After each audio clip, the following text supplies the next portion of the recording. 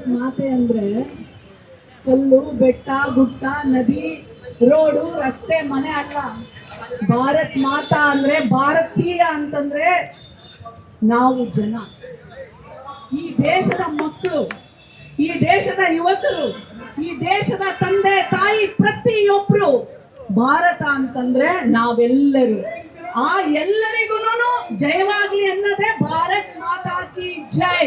ಇನ್ನೊಂದ್ಸಲ ಭಾರತ್ ಮಾತಾ ಕಿ, ಭಾರತ್ ಮಾತಾ ಕಿ. ನಾನು ಮಹಿಳಾ ಆಯೋಗದ ಅಧ್ಯಕ್ಷೆಯಾಗಿ ಬಂದಿಲ್ಲ, ನಾನಿವತ್ತು ಒಬ್ಳು ತಾಯಿಯಾಗಿ ಬಂದಿದ್ದೀನಿ.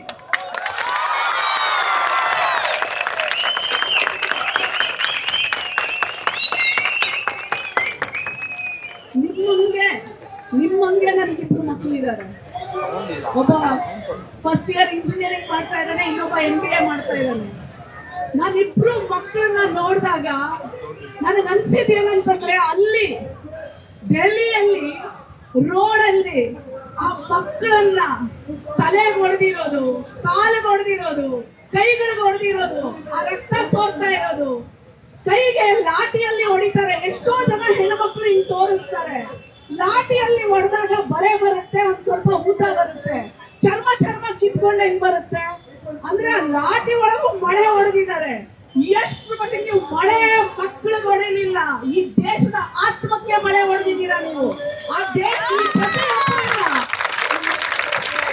ಈ ದೇಶದಲ್ಲಿರುವಂತ ಅಲ್ಲಿ ಬರೀ ನೀವು ಮಕ್ಕಳಿಗೆ ಹೊಡೆಯಲಿಲ್ಲ, ನೀವು ಮಕ್ಕಳಿಗೆ ಹೊಡಿತಾ ಇದ್ರೆ ನನ್ನಂತ ತಾಯಿಗೆ ಇಲ್ಲಿ ಎದೆಯಲ್ಲಿ ಚುಚ್ಚುತ್ತಾ ಇತ್ತು.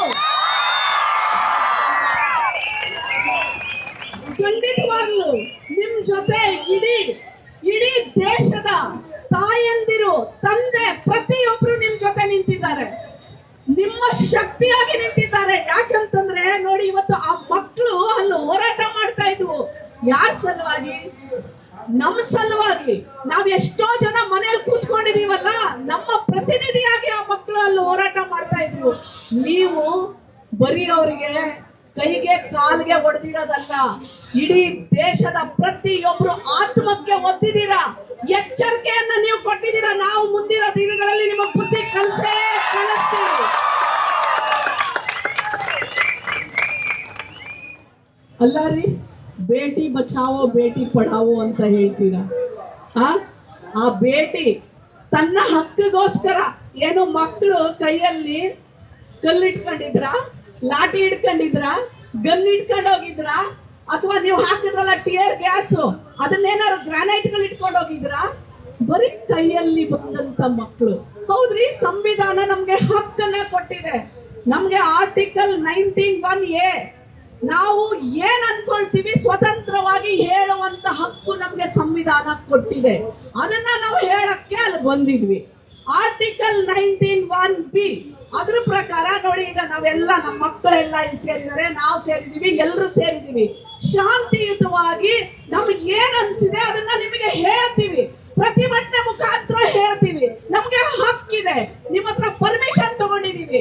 ನಾವು ಜಂತರ್ ಮಂತರಲ್ಲಿ ಎಲ್ಲಿ ಪ್ರೊಟೆಸ್ಟ್ ಮಾಡ್ಬೇಕಾಗಿತ್ತು ಅಲ್ಲಿ ಮಾಡಿದೀವಿ. ನಮ್ ಕೈಯಲ್ಲಿ ಯಾವ್ದು ಲಾಠಿ ಇರ್ಲಿಲ್ಲ, ಯಾವ್ದು ಗನ್ ಇರ್ಲಿಲ್ಲ, ಯಾವ್ದು ಗ್ರಾನೈಟ್ಗಳಿರ್ಲಿಲ್ಲ, ಯಾವ್ದು ಬಂದೂಕ್ ಇರ್ಲಿಲ್ಲ, ಯಾವ್ದು ಪಿಸ್ತೂಲ್ಗಳಿರ್ಲಿಲ್ಲ. ನಮ್ಮ ಮೇಲೆ, ಆ ಮಕ್ಕಳ ಮೇಲೆ ನೀವು ಅವ್ರು ಕೇಳಿದ್ದು ನ್ಯಾಯ, ನೀವು ಅವ್ರಿಗೆ ಕೊಟ್ಟಿದ್ದು ಲಾಠಿ ಏಟು. ಇದಕ್ಕೆ ಉತ್ತರ ನಾವು ಕೊಡಬೇಕು. ಉತ್ತರವನ್ನ ಯುವಕರಲ್ಲಿ ಎಷ್ಟು ಶಕ್ತಿ ಇರುತ್ತೆ ಅಂತ ನಿಮಗೊಂದು ಮಾತು ಹೇಳ್ತೀನಿ. ಬ್ರಿಟಿಷರು ಇದ್ರಲ್ಲ, ಬ್ರಿಟಿಷರನ್ನ ಓಡಿಸ್ಲಿಕ್ಕೆ ಗಾಂಧೀಜಿ ಕರೆ ಕೊಡ್ತಾರೆ. ಎಲ್ಲ ದೊಡ್ಡವರು ಅಲ್ಲೂ ಇಲ್ಲಿ ಸೇರ್ಕೊಂಡಿರ್ತಾರೆ. ಯಾವತ್ತು ಅದು ಚಳುವಳಿಯಾಗಿ ಬದಲಾವಣೆ ಆಗುತ್ತೆ ಗೊತ್ತಾ? ಇಡೀ ದೇಶದ ಯುವಕರು ರಸ್ತೆಗಿಳಿದು ಕ್ವಿಟ್ ಇಂಡಿಯಾ ಮೂವ್ಮೆಂಟ್ ಅಲ್ಲಿ ಭಾಗವಹಿಸಿದಾಗ ಮಾತ್ರ ಬ್ರಿಟಿಷರು ಅನ್ಕೋತಾರೆ ಇನ್ನ ನಮ್ಗೆ ಉಳಿಗಾಲ ಇಲ್ಲ, ನಾವು ಬಿಟ್ಟು ಹೋಗ್ಬೇಕು ಅಂತ.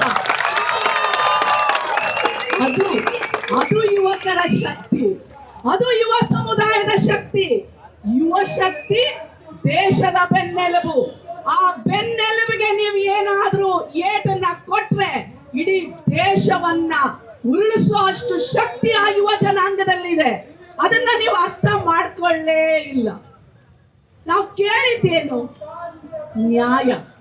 ನಾವು ಕೇಳಿದ್ದೇನು ನ್ಯಾಯ, ನೀವು ಕೊಟ್ಟಿದ್ದೇನು ಲಾಠಿ ಏಟು.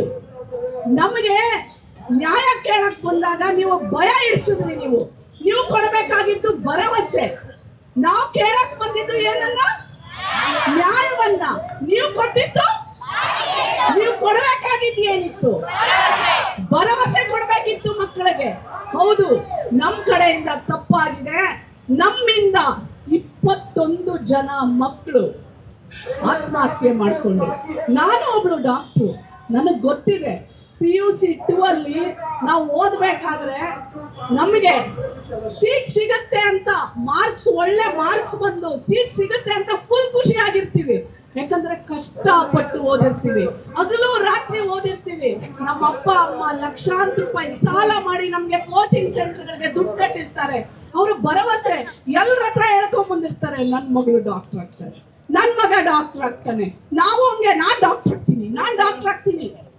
ಆ ಟೈಮಲ್ಲಿ ಓದಿ ನಿನ್ಗೆ ಒಳ್ಳೆ ಮಾರ್ಕ್ಸ್ ಬಂದು ನನಗೆ ಸೀಟ್ ಸಿಗತ್ತೆ ಅನ್ನೋ ಟೈಮಲ್ಲಿ ಪೇಪರ್ ಲೀಕ್ ಆಯ್ತು, ನಿಮ್ ನೀಟ್ ಎಕ್ಸಾಮ್ ಫುಲ್ ಕ್ಯಾನ್ಸಲ್ ಅಂತಂದಾಗ ಎಲ್ಲರೂ ನಮ್ಮಂಗೆ ಇರಲ್ಲ. 21 ಜನ ಮಕ್ಕಳು ಆತ್ಮಹತ್ಯೆ ಮಾಡ್ಕೊಳ್ತಾರೆ. ಒಬ್ಬೊಬ್ರ ಕತೆ ಕೇಳಿದ್ರೆ ಒಬ್ಳು ತಾಯಿಯಾಗಿ ನನ್ ಕರಳು ಹಿಂಡತ್ತೆ, ನನ್ ರಕ್ತ ಕುದಿಯತ್ತೆ. ನಾನೊಬ್ಳು ತಾಯಿ, ನನ್ನ ಮನೇಲಿ ನನ್ನ ಮಗ ಸತ್ತಿದ್ರೆ, ನನ್ನ ಮಗನಿಗೆ ಅಲ್ಲಿ ನೀವು ಲಾಠಿ ತಗೊಂಡು ತಲೆಗೆ ಹೊಡೆದು ರಕ್ತಸ್ರಾವ ಆಗ್ತಾ ಇದ್ರೆ ಒಬ್ಳು ತಾಯಿಗೆ ಹೆಂಗಾಗುತ್ತೆ ಹೇಳಿ? ನನಗೆ ಅದೇ ಗೊತ್ತಿಲ್ಲ. ಒಂದು ನೋಡ್ತಾ ಇದ್ದೆ, ಮದುವೆ ಆಗ್ತಿರೋರ್ಗೆ ಬಾಡಿಗೆ ಮನೆನೇ ಕೊಡಲ್ವಂತೆ. ನಾವು ಇಡೀ ದೇಶ ಕೊಟ್ಬಿಟ್ಟಿದೀವಿ. ಯಾಕಂದ್ರೆ ಮಕ್ಕಳಿಲ್ಲ, ಆ ಮಕ್ಕಳು ನೋವು ಏನು ಅಂತ ಗೊತ್ತಿಲ್ಲ. ನಮ್ಮ ಮನೆಯಲ್ಲಿ ಒಂದು ಮಗ ಸತ್ರೆ ಸಾಯೋವರೆಗೂ ನಮ್ಮ ಜೊತೆಲಿ ನೋವಿರುತ್ತೆ. ಪುತ್ರ ಶೋಕ ಮಹಾಶೋಕ. ಮಕ್ಕಳು ಸತ್ರೆ ಅದಕ್ಕಿಂತ ದುಃಖ ತಂದೆ ತಾಯಿಗೆ ಇನ್ನೊಂದಿಲ್ಲ. ನಾವು ಸಾಯೋವರೆಗೂ ನಮ್ಮ ಮಕ್ಕಳನ್ನ ಕಳ್ಕೊಂಡಿರೋ ನೋವು ನಮ್ಮನ್ನ ಪ್ರತಿ ದಿನ ಕಾಡುತ್ತೆ. ನಮ್ಮ ಮಕ್ಕಳನ್ನ, ಆ ಮನೆ ಬೆಳಕು, ಆ ಮನೆ ನಂದಾದೀಪ ಹಾರೋಯ್ತು. ಆಯ್ತು, ಒಂದು ಸಲನಾದ್ರೂ ಬಂದು ಮಾತಾಡಿದ್ರ? ಆ 21 ಜನ ಮಕ್ಕಳು ಸತ್ತೋದ್ವಲ್ಲ, ಆ ತಂದೆ ತಾಯಿ ಅಂದ್ರಿಗೆ ನಾನಿದ್ದೀನಿ, ನಾವಿದೀವಿ, ನಾವು ಸರ್ಕಾರ ನಡೆಸ್ತಾ ಇರೋರು ನಾವಿದೀವಿ ನಿಮ್ ಜೊತೆಯಲ್ಲಿ, ನಿಮಗೋಸ್ಕರ. ಆ ಮಕ್ಕಳದು ಕಾಂಪನ್ಸೇಷನ್ ಏನಿದೆ ನಾವು ಕಟ್ಕೊಡ್ತೀವಿ. ಮತ್ತೆ ಈ ತರ ಆಗದೆ ಇರೋಂಗೆ ನಡ್ಕೊಳ್ತೀವಿ, ನೋಡ್ಕೊಳ್ತೀವಿ. ನಮ್ಮ ಎಜುಕೇಶನ್ ಸಿಸ್ಟಮ್ ನ ಚೇಂಜ್ ಮಾಡ್ತೀವಿ. ಇದಕ್ಕೆ ಕಾರಣ ಆಗಿರೋ ಪ್ರತಿಯೊಬ್ಬರನ್ನು ಶಿಕ್ಷೆಗೆ ಗುರಿ ಮಾಡ್ತೀವಿ ಅಂತ ಒಂದೇ ಒಂದು ಮಾತು ಬಂದು ನಿಮ್ಮ ಮಕ್ಕಳ ಹತ್ರ, ಸರ್ಕಾರ ಅಂದ್ರೆ ಯಾರ್ರೀ? ತಂದೆ ತಾಯಿ. ಸರ್ಕಾರ ಅಂದ್ರೆ ಯಾರು? ಹೌದು, ಸರ್ಕಾರವನ್ನ ನಾವು ಓಟ್ ಹಾಕಿ ಗೆಲ್ಲಿಸ್ತೀವಿ.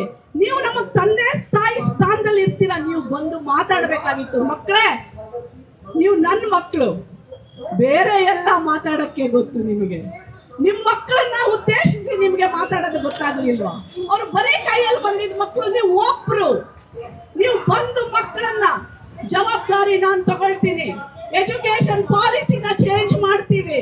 ಇವತ್ತು ಈ ಒಂದು ಪರಿಸ್ಥಿತಿಗೆ ಕಾರಣಕರ್ತರು ಯಾರಾದ್ರೂ ಆಗಿರ್ಲಿ, ಅವ್ರನ್ನ ರಾಜೀನಾಮೆ ಕೊಟ್ಟು ಮತ್ತೆ ಆ ಎಲ್ಲ ತಪ್ಪನ್ನ ಮಾಡಿರೋರ್ಗೆ ಶಿಕ್ಷೆಗೆ ಗುರಿ ಮಾಡ್ತೀವಿ, ಕಾನೂನು ಪ್ರಕಾರ ಕ್ರಮ ತಗೊಳ್ತೀವಿ, ನಾವು ನಿಮ್ ಜೊತೆ ಇದ್ದೀವಿ ಅಂತ ಒಂದೇ ಒಂದು ಮಾತು ಹೇಳಿದ್ರೆ ಇಷ್ಟೊಂದು ಮಕ್ಕಳು ಎಲ್ಲಾ ಕಡೆಯಿಂದ ಹೋಗಿ ಇವತ್ತು ಈ ಒಂದು ಸ್ಥಿತಿಗೆ ಬರಕ್ ಆಗ್ತಿತ್ತ? ನಿಮ್ಗೆ ಇಷ್ಟು ಹೇಳಕ್ ಹಕ್ಕಿಲ್ವಾ? ನೀವು ಹೇಳಕ್ ಆಗ್ಲಿಲ್ವಾ? ಅಂದ್ರೆ ಹಂಗಿದ್ರೆ ಯಾರು? ನಾವು ನಿಮ್ಮ ಮಕ್ಕಳಲ್ಲ ಅಂತ ನಿಮ್ಗೆ ಆ ಒಂದು ಕಾಳಜಿ ಇಲ್ಲ. ಇವಾಗ ಪ್ರತಿಯೊಂದು ಮನೆಯಲ್ಲಿ ಇವತ್ತು ನಮಗ ಅನ್ಸ್ಬೇಕಾದ್ರೆ, ನೀವು ಸರ್ಕಾರ ತಂದೆ ತಾಯಿ ಇದ್ದಾಗ ನಿಮಗ್ ಅನ್ಸಿಲ್ಲ ಅಂತಂದ್ರೆ ಅವರಲ್ಲಿರಕ್ ಲಾಯಕ್ ಇದಾರ?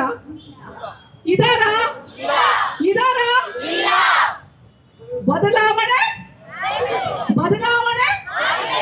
ಇಲ್ಲ ಅಂತಂದ್ರೆ ಬುದ್ಧಿ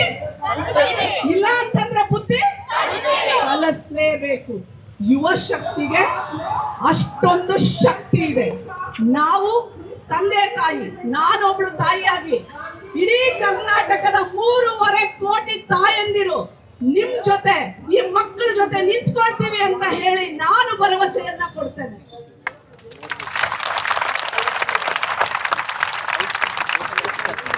ಅಲ್ಲ ರೀ, ಆ ಲಾಠಿಯಲ್ಲಿ ಮಳೆ ಚುಚ್ಚಿಬಿಟ್ಟು ಹೊಡಿತೀರಲ್ಲ, ಯಾರ್ರಿ ನಾವು? ಟೆರರಿಸ್ಟ್?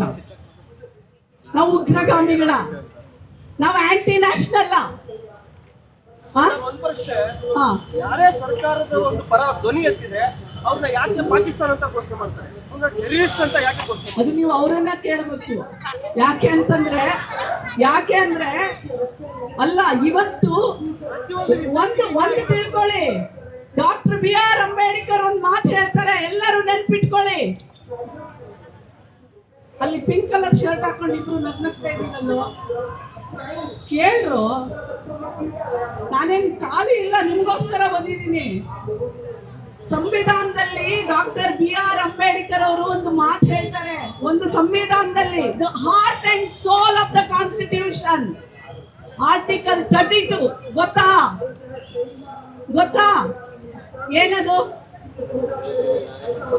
ಹೇಳ್ರೋ. ಪಿಂಕ್ ಶರ್ಟ್, ಪಿಂಕ್ ಹಾಕೊಂಡು ನಮ್ಗೆ ಸಪೋರ್ಟ್ ಮಾಡ್ತೀವಿ ಅಂತ ಬಂದಿದ್ದೀರಾ. ಹೆಣ್ಣು ಮಕ್ಕಳಿಗೆ ಸಪೋರ್ಟ್ ಇರೋದೇ ಪಿಂಕ್ ಶರ್ಟ್.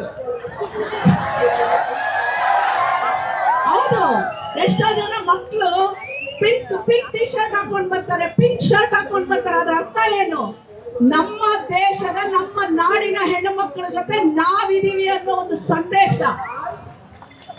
ಹೌದು, ಎಷ್ಟೋ ಜನ ಮಕ್ಕಳು ಕರೆಕ್ಟ್. ಆರ್ಟಿಕಲ್ 32 ನೆನ್ಪಿಟ್ಕೊಳ್ಳಿ. ಅಂಬೇಡ್ಕರ್ ಅವರು ನಮಗೆ ಒಂದು ಸಂವಿಧಾನದಲ್ಲಿ ಹಕ್ಕು ಕೊಟ್ಟಿದ್ದಾರೆ. ಆರ್ಟಿಕಲ್ 32 ಏನ್ ಹೇಳುತ್ತೆ ಅಂದ್ರೆ, ಯಾವಾಗ ನಾವು ನಮ್ಮ ಹಕ್ಕುಗಳನ್ನ ಮಂಡಿಸ್ಲಿಕ್ಕೆ ನಾವು ಹೋದಾಗ, ಪೀಸ್ಫುಲ್ ಪ್ರೊಟೆಸ್ಟ್ ಮಾಡಬೇಕಾದ್ರೆ ನಮ್ಮ ಧ್ವನಿಯನ್ನ ಹತ್ತಿಕ್ಕಿ, ನಮಗೆ ಭಯ ಪಡಿಸಿ, ನಮಗೆ ಲಾಠಿ ಚಾರ್ಜು ಮತ್ತೆ ಟಿಯರ್ ಗ್ಯಾಸ್ಗಳನ್ನ, ಗ್ರಾನೈಟ್ಗಳನ್ನ ಒಡೆದು ಹಾಕಿ, ಈ ತರ ಎಲ್ಲ ನಮ್ಮ ಒಂದು ಸಂವಿಧಾನದ ಹಕ್ಕಿಗೆ ಯಾರು ಚ್ಯುತಿ ತಂದ್ರೆ, ನಾವು ಅವರ ಮೇಲೆ ಸುಪ್ರೀಂ ಕೋರ್ಟ್ಗೆ ಆರ್ಟಿಕಲ್ 32 ಪ್ರಕಾರ ನಾವು ಕಾನೂನಿನ ಮೊರೆ ಹೋಗ್ಬೋದು. ಮತ್ತೆ ಅಂತವರಿಗೆ ಬುದ್ಧಿಯನ್ನ ಕಲಿಸ್ಲೇ. ಇನ್ನೊಂದ್ಸಲ ಜೋರಾಗಿ ಎಲ್ಲರೂ ಹೇಳಬೇಕು, the youth of the nation, we are there ಅಂತ. The youth of the nation, the youth of the nation. ಈ ದೇಶದ ಯುವ ಜನಾಂಗಕ್ಕೆ ಜಯವಾಗಲಿ. ಈ ದೇಶದ ಯುವ ಜನಾಂಗಕ್ಕೆ, ಈ ದೇಶದ ಯುವ ಜನಾಂಗಕ್ಕೆ ಯಾರೇ ನಮ್ಮ ಹಕ್ಕುಗಳನ್ನ ಹತ್ತಿ ಇಡಕ್ಕೆ ಪ್ರಯತ್ನ ಮಾಡಿದ್ರೆ ಅವರಿಗೆ ಬುದ್ಧಿ ಕಲಿಸಿ. ನನ್ನೆಲ್ಲ ಆಶೀರ್ವಾದ, ಹಾರೈಕೆ, ಪ್ರೋತ್ಸಾಹ, ಸಹಕಾರ ತಾಯಿಯಾಗಿ ನಿಮ್ ಜೊತೆ ಸದಾ ಇರ್ತೇನೆ. ನಮಸ್ಕಾರ.